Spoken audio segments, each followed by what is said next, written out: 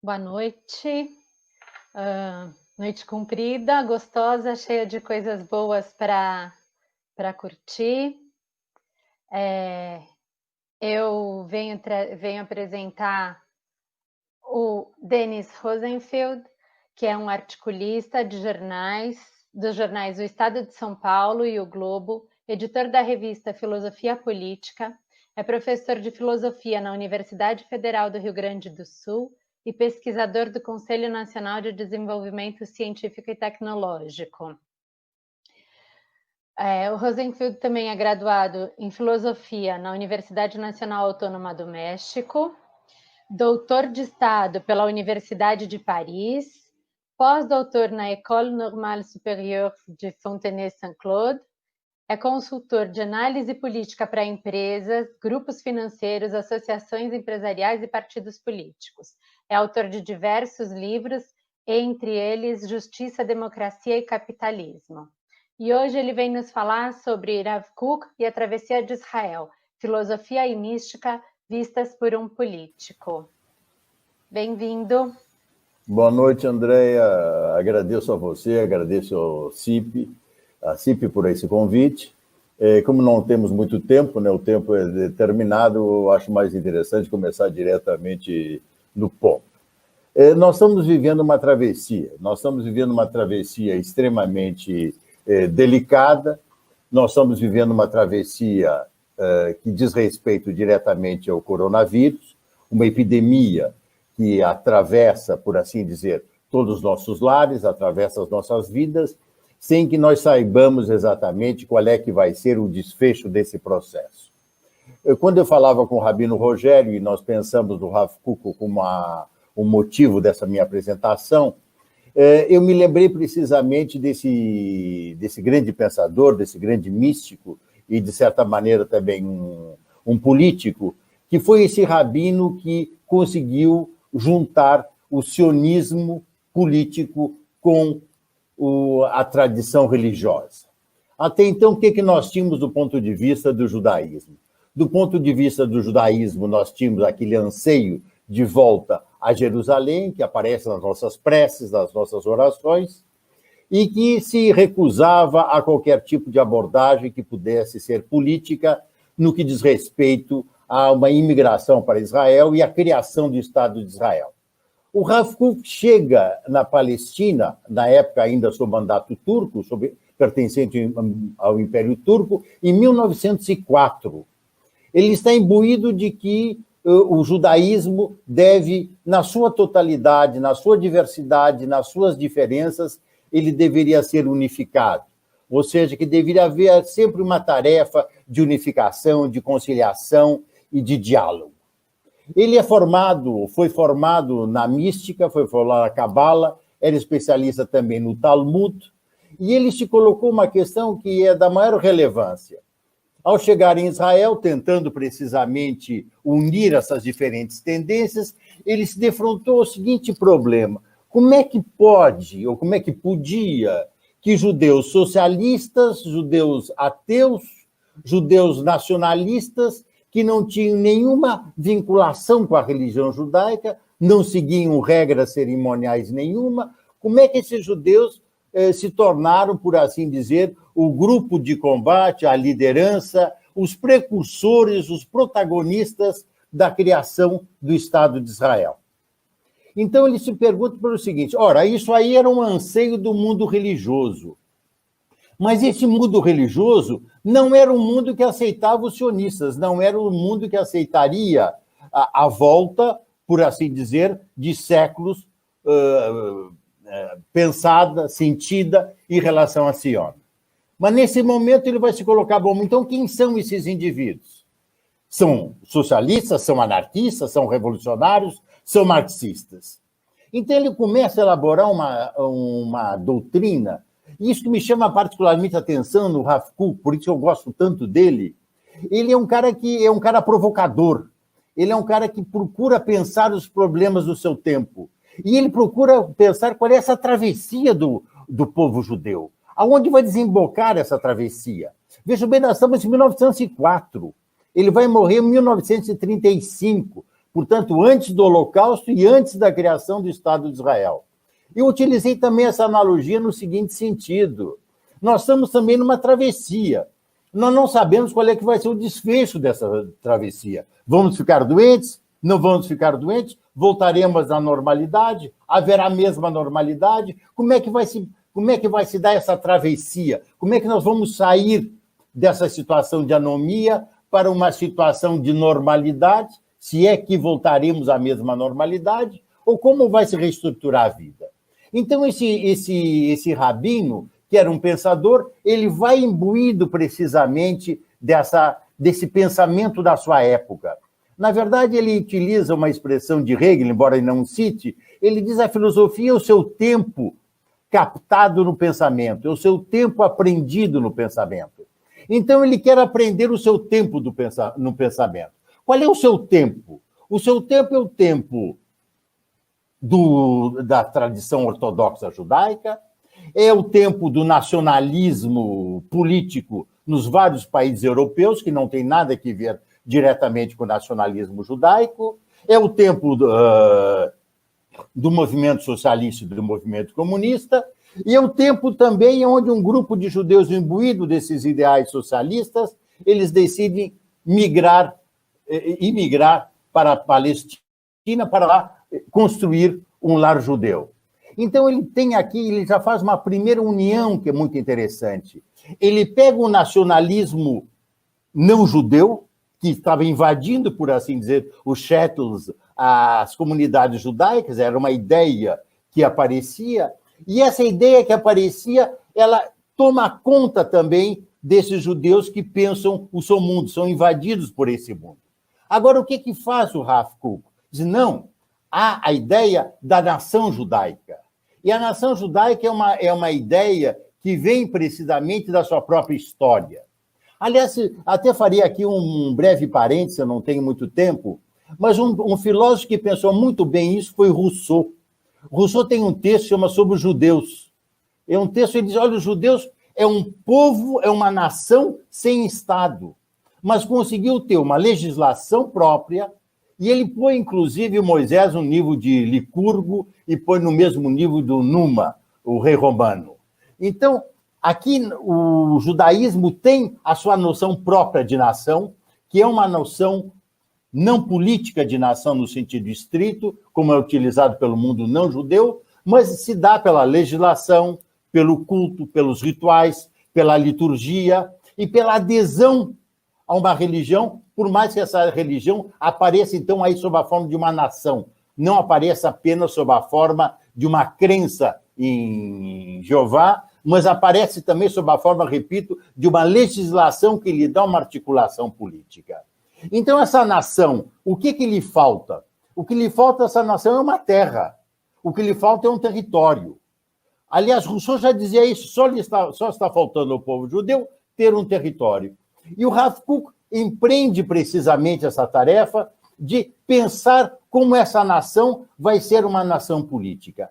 Agora, ele tem clareza que Israel não poderia ser uma nação como as outras, não poderia ser uma nação política como as outras nações políticas, porque as outras nações políticas, elas são oriundas de uma outra tradição, de um nacionalismo que nós vamos ver depois na Primeira Guerra, vai se acentuar na Segunda Guerra ainda, e, portanto, deve ser um nacionalismo de outro tipo.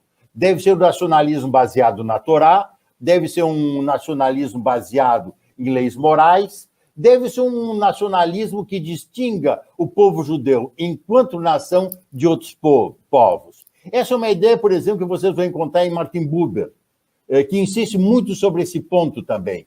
Como a nação judaica tem que ser uma nação que se distinga pela moralidade, que se distinga pela cultura e, sobretudo, que se distinga por uma mensagem universal, por uma mensagem humanista. Então, quando ele se defronta com esse problema, que é o problema da sua época, ele vai se colocar: bom, quem são esses nacionalistas? Quem são esses socialistas? Aí ele vai elaborar a seguinte ideia: eles são instrumentos de Deus, embora não o saibam. Ou seja, ele vai retomar uma ideia que é uma ideia que vem também da Cabala, na qual ele foi formado, uma concepção de uma teofania, de uma teodiceia, que implica o mundo cósmico, que implica o mundo da história, mas também que tem na filosofia digamos, um predecessor, que é na figura de Hegel, cito novamente, onde ele diz que os homens que fazem história, os agrupamentos que fazem história, são agrupamentos que se fazem apesar deles. Napoleão defendia, quando invadia a Alemanha, ele defendia os interesses da França, ele defendia suas ambições pessoais, mas não. Numa outra perspectiva, pelo mesmo Hegel, ele é lido como a alma do mundo, alguém que realiza uma finalidade universal. Ora, provavelmente Hegel elaborou isso da mística do Maître Eckhart, que, por sua vez, foi influenciado por Isaac Luria.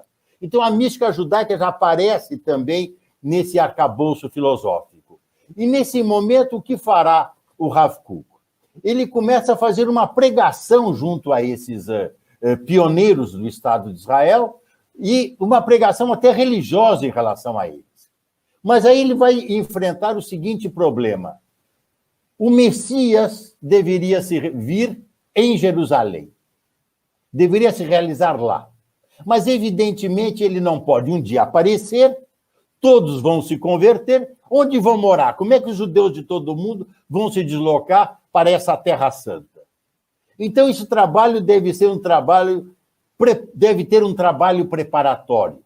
E esse trabalho preparatório é um trabalho que deveria incluir também a criação do Estado de Israel como um momento preliminar, como uma condição para que depois se realize a vinda do Messias propriamente dito. Observem, o que ele vai fazer? Ele vai retomar uma ideia que vem do Rabbi Alkalai, que foi um precursor também do sionismo, que disse o seguinte, que a vinda do Messias Ben David, deveria ser precedida pela vinda do Messias Ben Joseph.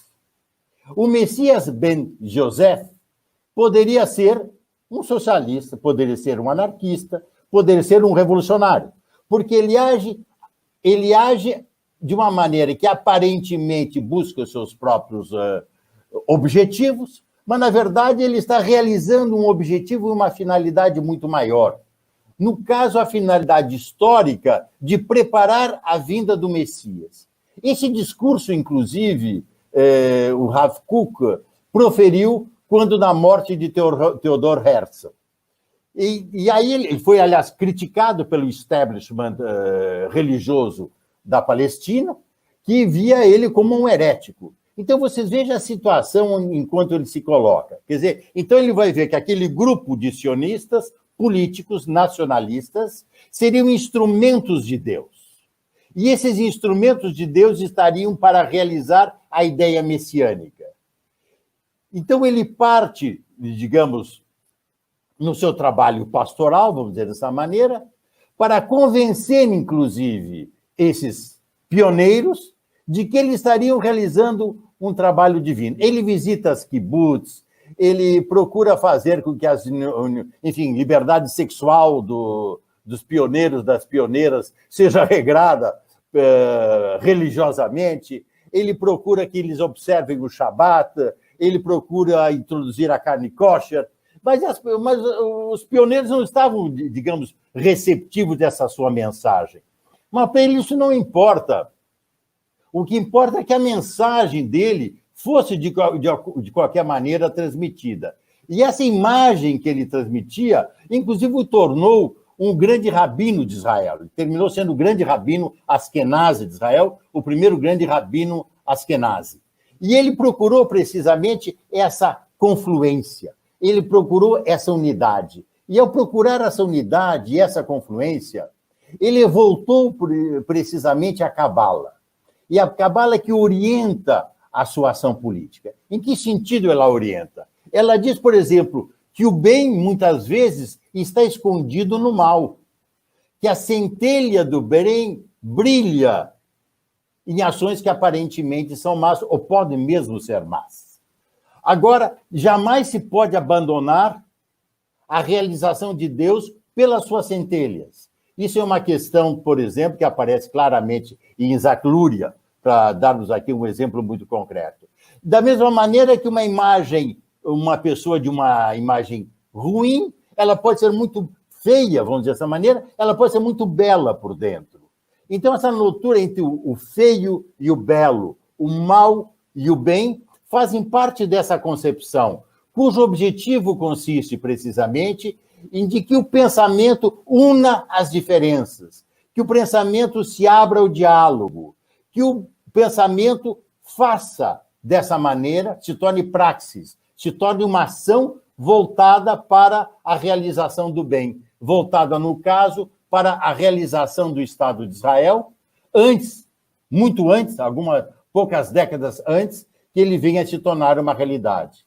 Então, esse homem que sai da Letônia, vai em 1904 para Israel, que vai morrer em 1935, retomando algumas datas, ele tem essa clara noção de que o pensamento judaico não deve ser um pensamento que exclua. Ele deve incluir o Talmud, deve incluir a Cabala, deve incluir o nacionalismo político, deve incluir o nacionalismo religioso e deve, sobretudo, construir uma sociedade, um Estado, cuja mensagem para a humanidade seja uma mensagem universal. Então, essa é a mensagem do Rav Kook, é a mensagem de um rabino profundamente comprometida com a mensagem sionista e se tornou, precisamente por isso mesmo, o fundador do sionismo religioso. E, ao ser fundador do sionismo religioso, ele se pôs numa situação, de certa maneira, paradoxal, como paradoxal foi a vida dele. Ou seja, de um lado, ele era rechaçado pelo rabinato do Yishuv, ou seja, os ortodoxos, embora ele fosse ortodoxo, o excluíam, o sionismo político o achavam um homem religioso demais, ortodoxo demais. Mas ele soube enfrentar precisamente esse duplo desafio e se tornou precisamente um grande rabino, um grande pensador, um grande místico, também, de certa maneira, os seus livros são maravilhosos do ponto de vista da leitura, e se tornou um ícone, posteriormente, do Estado de Israel. Então, apenas agora para concluir, eu sei que o tempo começa a esgotar, da mesma maneira, utilizando uma analogia, nós vamos ter também que pensar como essa travessia que nós estamos fazendo, onde vai nos levar, como sairemos dela. Da mesma maneira que o Rav Kook, naquele momento, ele não sabia qual seria o desfecho. Ele lutava pela criação do Estado de Israel, sem ter nenhuma certeza de que esse Estado iria se realizar. Primeiro o mandato britânico, sob a Palestina pertencia ao Império Turco, e depois sob o mandato britânico, quando ele se tornou o grande rabino Ashkenazi e se tornou, inclusive, um interlocutor dos ingleses. E um interlocutor que apreciavam precisamente a sua alma bondosa, a sua alma caridosa, a sua alma voltada para o diálogo, sem que, porém, ele tenha em nenhum momento abandonado o rigor do seu pensamento. André.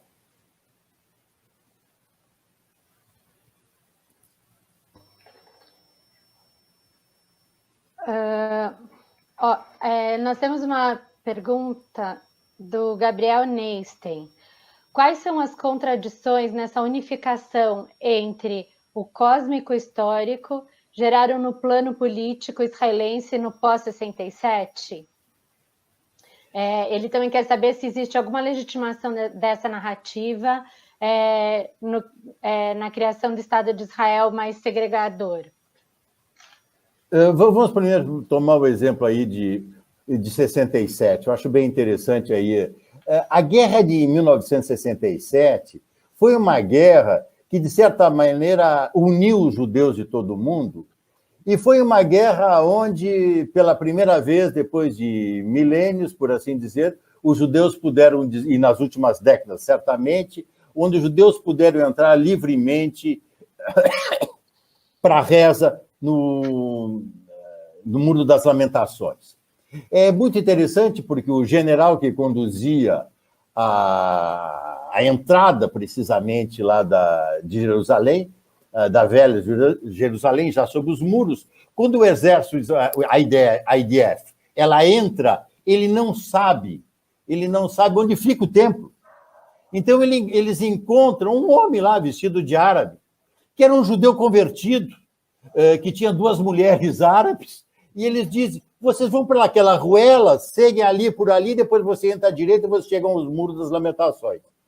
Então, nem sabiam. Agora, os soldados, quando entram no Muro das Lamentações, e são relatos históricos belíssimos, são soldados que muitas vezes não tinham nenhuma ligação com a religião judaica e são tomados precisamente por aquele misticismo, por aquela adesão, e começam a chorar.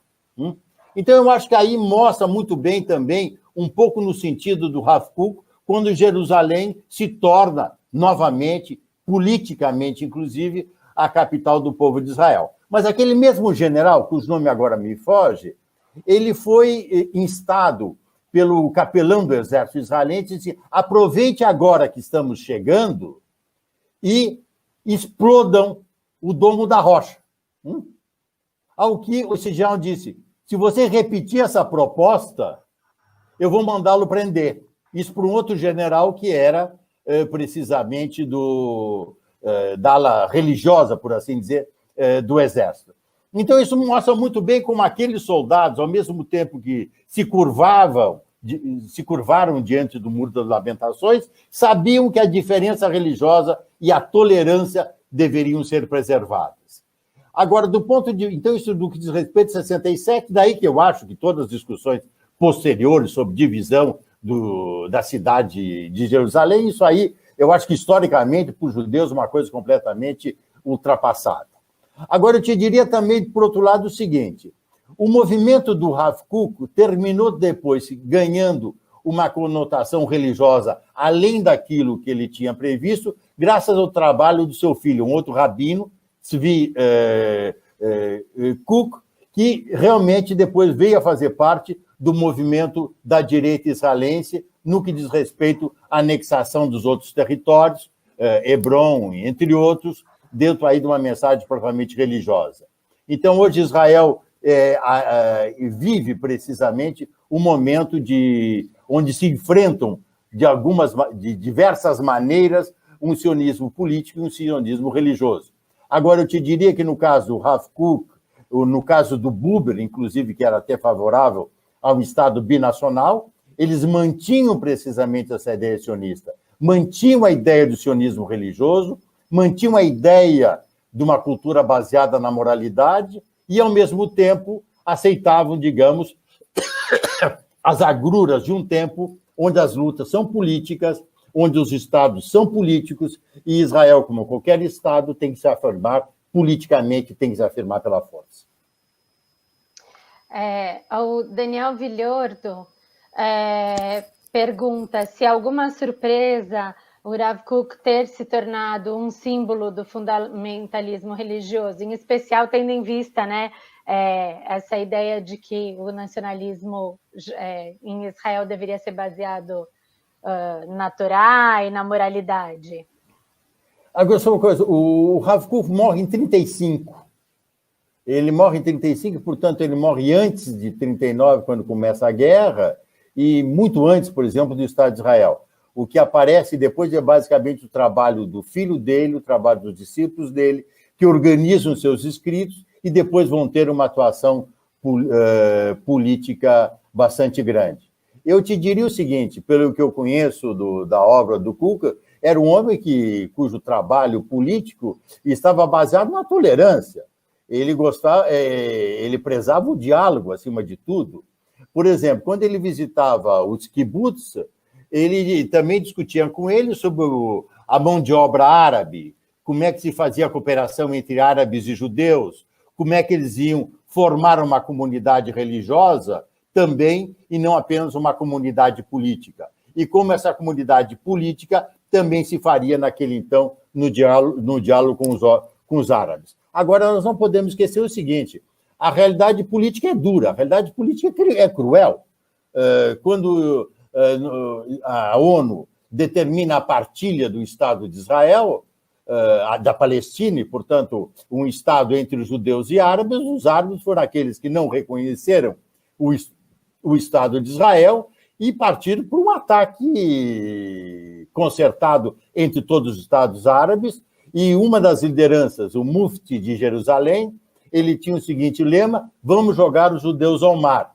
Ora, esse mesmo Mufti, durante a guerra, ele foi recebido pelo Hitler, ele foi recebido pelo Himmler, ele tinha uma casa financiada várias casas financiadas pelo Hitler, era próximo do Himmler e chegou a visitar, a convite do Eichmann, o campo de extermínio de Auschwitz. Nós temos 4 minutos. Você quer fazer um pensamento para concluir, fechar toda a história do Cook com... Então tá. Então eu gostaria, digamos, como fechamento, Andréa, voltar aí no seguinte. O que me chamou basicamente a atenção foi essa distinção entre Messias ben Joseph e Messias ben David. Ou seja, Israel deveria ser criado como? Israel deveria ser criado através de judeus nacionalistas, que seriam, por assim dizer, a casca, a aparência de uma essência que eles desconheciam. E, portanto, para ele, o trabalho do messianismo religioso deveria ser um trabalho de reconhecimento desse mundo político. E esse trabalho de reconhecimento do mundo político irá depois, inclusive, resultar numa colaboração do Rav Kook com as autoridades políticas que, na época, se constituíam, como Ben Gurion, entre outros. Mas ele visitava também os kibbutzes de Arthur Gordon, que era um outro sionista que estava baseado na recuperação da terra. Essa ideia da terra, não apenas do ponto de vista religioso, mas da terra do ponto de vista político, era para eles algo absolutamente central. Porém, essa mesma noção da terra do ponto de vista político, da terra que deve ser cultivada, da terra que tem que extrair frutos, e ele entrou em discussões assim enormes, porque se nós formos seguir a Torá, um judeu não poderia cultivar a terra a cada 7 anos, teria que ter 1 ano de descanso da terra. Como isso era feito? Como isso era discutido? O que os judeus da Palestina faziam? Eles faziam contratos de gaveta, por assim dizer, arrendavam as terras para os árabes durante 1 ano e depois, término do arrendamento, recuperavam a terra. O Rav Kook achou isso uma burla da legislação e o rabinato, então, de Jerusalém era frontalmente contrário a isso. E, nesse momento, o que ele colocou? Ele colocou o seguinte: é fundamental, nesse processo, que os judeus parem e respeitem a Torá. Mas esses judeus dos kibbutzim, não estavam minimamente preocupados com orientações religiosas e muito menos tinham que comer. Ou seja, como é que vai se fundar um Estado que não produz suficientemente na sua agricultura para dar às bocas dos seus? Vocês não esqueçam que o mundo religioso do Yishuv da época era mantido por grandes magnatas e financistas judeus que davam para eles uma mesada para eles ficarem rezando. Eles não trabalhavam. Eles viviam dessas doações que se faziam por todo mundo, sobretudo o mundo inglês e o mundo francês e também, naquele então, também já o mundo americano. Então, eles eram financiados nesse seu trabalho. Ora, esse seu trabalho religioso não era o trabalho de cultivar a terra. Então, eles iam para o cultivo da terra. E, ao irem para o cultivo da terra, eles tiveram que se enfrentar com uma interpretação da Torá. E qual é a interpretação da Torá que foi dada pelo Rav Kook? O Rav Kook deu a seguinte interpretação: é mais importante sobreviver e respeitar a vida para que as pessoas não morram de fome do que simplesmente obedecer um mandamento que não leva em consideração a vida das pessoas. Da mesma maneira que uma pessoa doente não vai jejuar no dia de Yom Kippur. Então, ele utiliza precisamente um raciocínio semelhante para mostrar que como a Torá deveria ser reinterpretada dentro dessa perspectiva.